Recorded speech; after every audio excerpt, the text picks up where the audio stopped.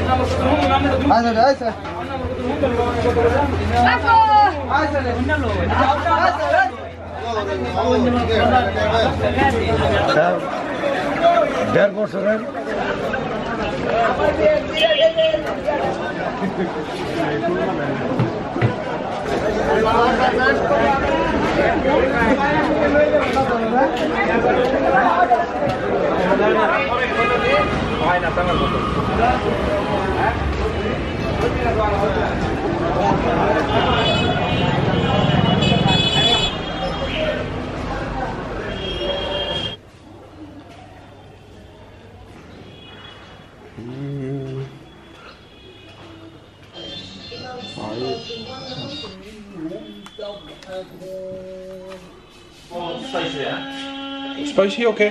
Okay. Yeah, no problem. No problem.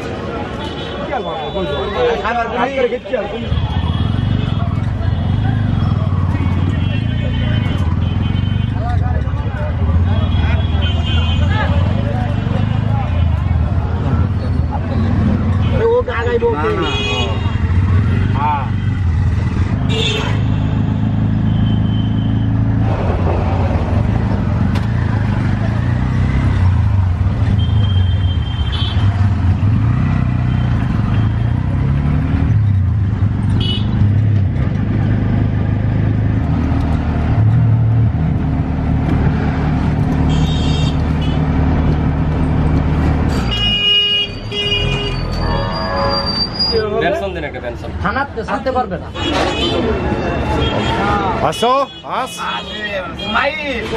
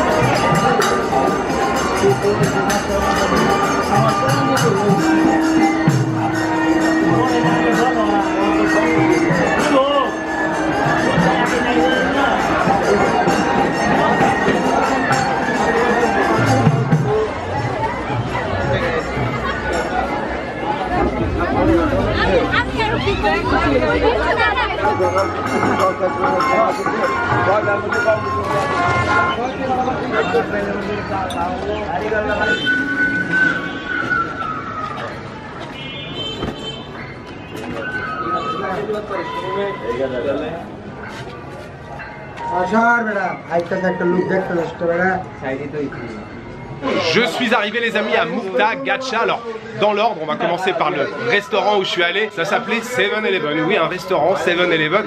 Évidemment, j'ai vu la pancarte, je n'ai pas résisté, j'y suis allé. C'était le désert total dans le restaurant. Il y avait juste la télé qui était allumée, il n'y avait personne, le restaurant était vide. Le boss était tout surpris de me voir arriver. Je pense qu'il n'avait pas eu de client depuis très longtemps. Évidemment, je me suis dit, oulala, qu'est-ce que ça va donner au niveau de la cuisine? Il y avait un menu avec de la cuisine indienne. Il y avait du chole bhatura que j'adore. C'est un espèce de gros pain gonflé servi avec des petits currys de légumes. Évidemment, il n'y en avait pas. Il n'y avait pas grand chose d'ailleurs de disponible en fait qui était sur la carte. Donc j'ai juste pris un riz sauté, un espèce de riz frit.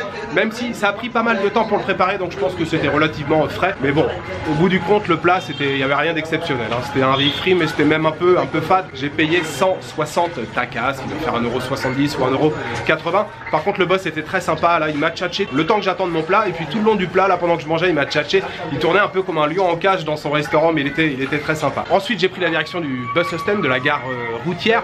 Et en fait, il y avait un bus, mais il fallait attendre un petit peu. Donc finalement, j'ai pris un rickshaw partagé. En bus, c'était 25 takas le ticket. Et en rickshaw partagé, c'était 30 seulement, 5 takas de plus. Par contre, j'étais super serré. Il y avait 3 passagers derrière. On était 3 à l'avant avec le chauffeur. Il faut surtout bien être serré, bien replier les jambes au risque de se faire arracher une jambe si vous avez une jambe qui dépasse du rickshaw. Le trajet, allez, une petite demi-heure à peu près pour venir ici jusqu'à Mukta Gacha. Je me trouve juste à côté du Rajbari. Donc Rajbari, hein, vieille demeure, petit palais de nabab de l'époque ou de riches marchands. Il y a un grand bassin là, je suis juste à côté, vous voyez le bassin derrière moi qui est très joli. Il y a pas mal de gens là qui viennent se baigner, enfin se laver surtout. Et puis juste à côté, je viens d'aller faire un petit tour. Il y a une méla, un festival hindou qui se trouve juste à côté, c'est à contre-jour, on va pas voir. Il y a pas mal de marchands de bouffe, de snacks et puis des ustensiles de cuisine, de maquillage, de sacs à main. Et puis il y a une petite partie où il y a une cérémonie avec des brahmanes, c'est une fête hindoue. C'est plutôt sympa là, l'atmosphère du village. Et surtout ici, là, à côté du bassin, il y a les cocotiers, les arbres à bétel, c'est très vert. Il y a pas mal de gens qui viennent voilà, laver les vêtements, se laver un petit peu, se savonner. Il y a des femmes qui font un peu de lessive là-bas. On va aller découvrir le Rajbari. That's a view.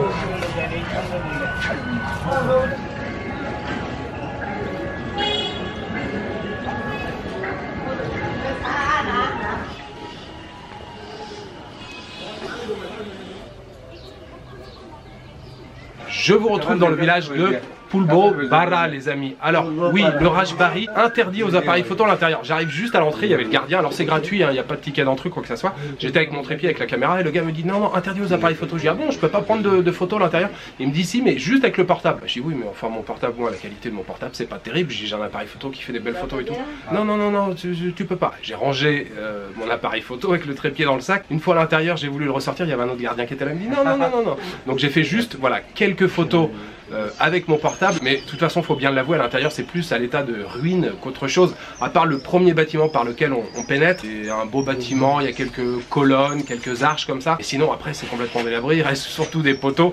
Voilà, c'est pas fou, hein. Il n'y a rien d'exceptionnel, franchement je m'attendais à un truc qui était quand même une structure un peu plus préservée. Alors l'endroit est sympa parce que c'est calme, on entend les oiseaux, mais honnêtement j'ai fait le tour aller en 15 minutes.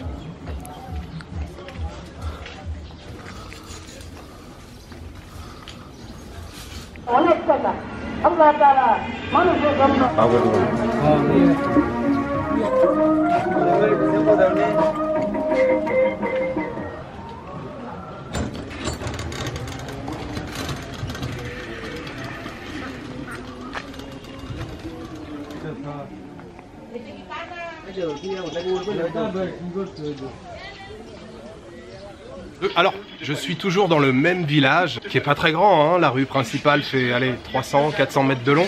Je suis allé au bout, ça s'arrête, je suis sur le chemin du retour. Et voilà, tous les gens que je croise m'invitent à s'arrêter chez eux ou sur le petit stand de thé. Donc je suis arrêté sur un stand de thé, j'étais passé tout à l'heure. En fait, j'avais bu un thé déjà 5 minutes avant. Je suis allé au bout du village, je suis repassé. J'étais obligé d'accepter l'invitation, donc je me suis assis, je viens de prendre un thé. Et juste ce que je voulais vous dire, c'est que, et je vous l'ai déjà dit souvent au cours de précédentes vidéos, le voyage, c'est pas seulement visiter des sites, faire des petites croix, dire voilà j'ai fait ça, j'ai fait ça, j'ai fait ça, j'ai fait ça. Et particulièrement au Bangladesh, il n'y a pas 50 000 sites touristiques ici. Voyager, c'est aussi prendre le temps de s'arrêter avec les gens sans forcément faire beaucoup de choses. Alors après en vidéo c'est difficile forcément à montrer, mais c'est vrai que je passe beaucoup de temps ici assis à échanger avec les gens et voilà, je passe un très bon moment. Là il y a un gars qui m'a interpellé, qui parle quelques mots d'anglais, il m'a dit ah, viens t'asseoir et tout, on va prendre le thé ensemble. Donc il y a je sais pas, allez, une bonne douzaine de personnes là autour. Évidemment il me pose des questions sur ma vie en France. Qu'est-ce que je fais? Est-ce que je suis marié? Est-ce que j'ai des enfants? Quel travail je fais? Combien je gagne par mois? Donc voilà, c'est des échanges qui sont très intéressants et on prend le temps, il n'y a plus d'heures, il n'y a plus de quoi que ce soit. On est juste assis, on prend le temps d'échanger. Puis ils m'ont offert le thé, ils m'ont dit tu veux manger, tu veux des biscuits, tu veux quelque chose, t'hésites pas, tu nous dis, il n'y a pas de problème, ça nous fait plaisir de t'offrir un thé, de t'offrir quelques biscuits. Ça doit être mon 3e voyage ici au Bangladesh, mais je suis toujours subjugué, impressionné par la gentillesse, l'hospitalité des Bengalis. Ils sont tous là en train de me regarder, en train de se dire voilà, il vient de loin, il est en voyage, il est chez nous, il prend le temps de parler avec nous. Je pense que c'est important vraiment de prendre le temps et de passer du temps avec les gens et encore une fois particulièrement ici au Bangladesh. Et voilà, je passe un très bon moment et c'est voilà, tout ce que je voulais vous dire.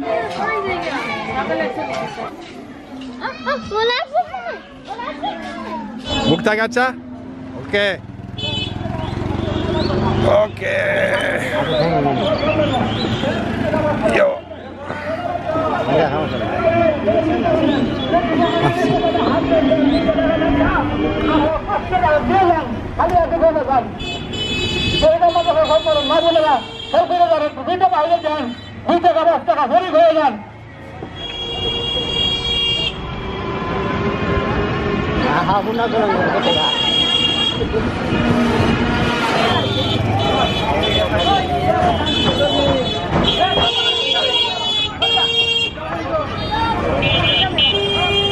Je suis maintenant devant une confiserie, pâtisserie qui fabrique des mandas. Le manda, c'est une pâtisserie très populaire ici au Bangladesh, mais aussi en Inde, particulièrement ici puisque ça a été inventé ici en 1824. Un homme qui est à l'origine de ça. Et en fait, il a inventé cette pâtisserie pour l'offrir au Maharaja de l'époque qui vivait dans le Rajbari. Ça a eu un succès immédiat.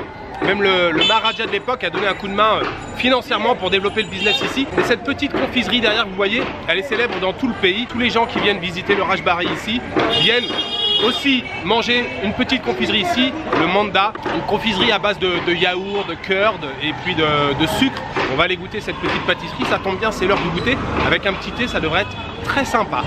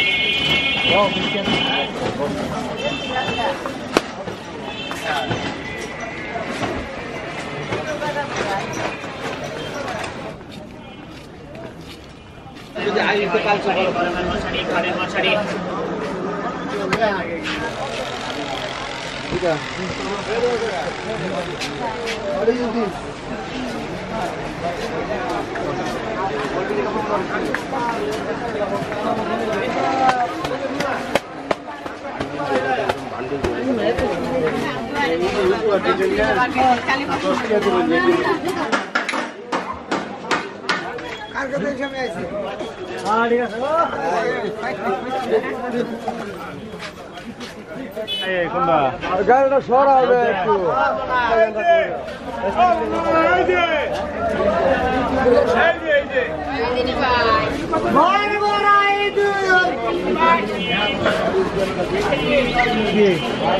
একটু লাগবো বিক্রি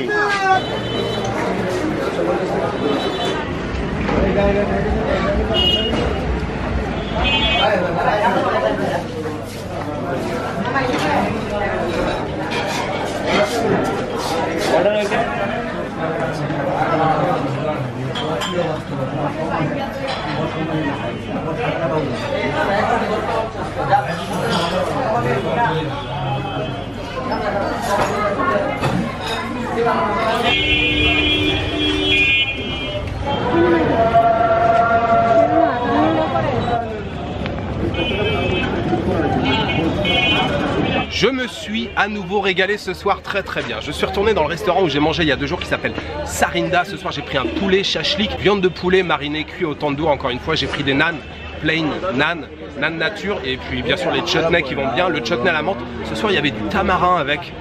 Ça c'est très bon, le petit goût acidulé. Et je me suis pris en plus un petit pot de dal. C'était juste parfait. J'ai même, je crois, un peu trop mangé. Ça m'a coûté le tout 265 takas, ce qui doit faire un petit peu moins de 3 euros, peut-être 2,90 €. C'était franchement très bon. Particulièrement le poulet là, c'était bien cuit, bien mariné. Je voudrais dédier ce repas aux tipeurs. Je voudrais remercier ce soir Philippe Messen, Jess de Cuba et Fabrice Morin. Merci à vous trois. Il est pour vous ce délicieux dîner ce soir, ce poulet shashlik, c'était très bien. Puis très belle journée aujourd'hui, belle escapade du côté de Mukta Gacha. Puis surtout, beau petit séjour là ici à Mymensingh. Je suis très content d'être venu ici, c'était la première fois. Et surtout ce que je retiens c'est voilà l'animation du bazar, franchement c'est vraiment un très bel endroit. Je suis repassé ce soir là, les petites ruelles animées, mais depuis très tôt le matin jusqu'au soir, c'est assez fou en fait l'animation. Comment ça déborde d'activités. Demain je quitte la ville mais je n'ai toujours pas de destination. Je ne sais pas où je vais demain. Il faut que j'aille vers l'ouest du pays mais je ne sais pas du tout. Il y a un endroit qui me plairait mais qui est très loin d'ici. Ça se fera pas en une journée. Alors peut-être que demain je ferai une étape. Je m'arrêterai dans une ville, peut-être à mi-chemin. Je sais pas trop. Je sais pas trop si je veux prendre le train ou le bus. Peut-être le train si c'est possible mais il faut que je regarde un petit peu les lignes. Il me reste juste à vous souhaiter une bonne soirée, une bonne nuit, une bonne après-midi. Je vous donne rendez-vous demain pour une nouvelle journée. Bangladesh. Ciao. Good night.